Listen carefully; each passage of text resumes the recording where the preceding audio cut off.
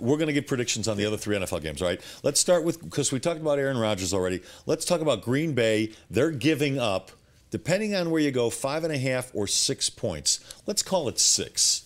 So who do you like, Green Bay or Dallas, with Dallas getting 6 points? Let me tell you exactly. I was with, it was a boys' night out last night. Went to the Landmark, where I'm going to be with you tonight.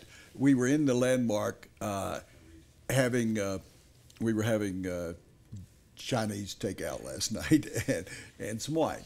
And the guy said, I really like Dallas in this game against Green Bay. And I said, no, he said, well, I'll bet you a drink. And I don't bet. He said, give me the 5.5. And I said, it's 5.5? I thought it was 7.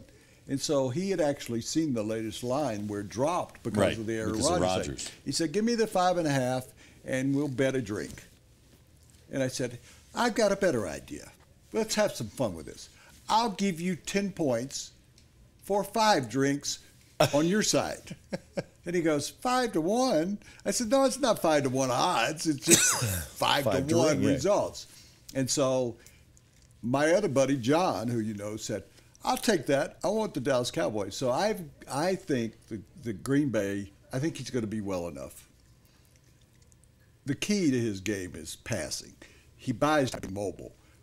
I think Dallas can't go to Green Bay. I don't even know what the weather is going to be, but we know it's going to be lousy.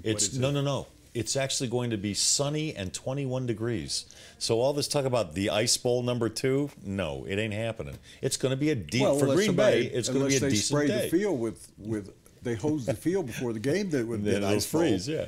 I don't see Dallas. I would take Green Bay and give those points. I think that's a Green Bay dream, is that the line went down to 5.5. Yeah, the Aaron Rodgers thing scares the hell out of me. If you've ever had a calf injury, a slight tear of the calf, and I've had one, that's a 3-week injury.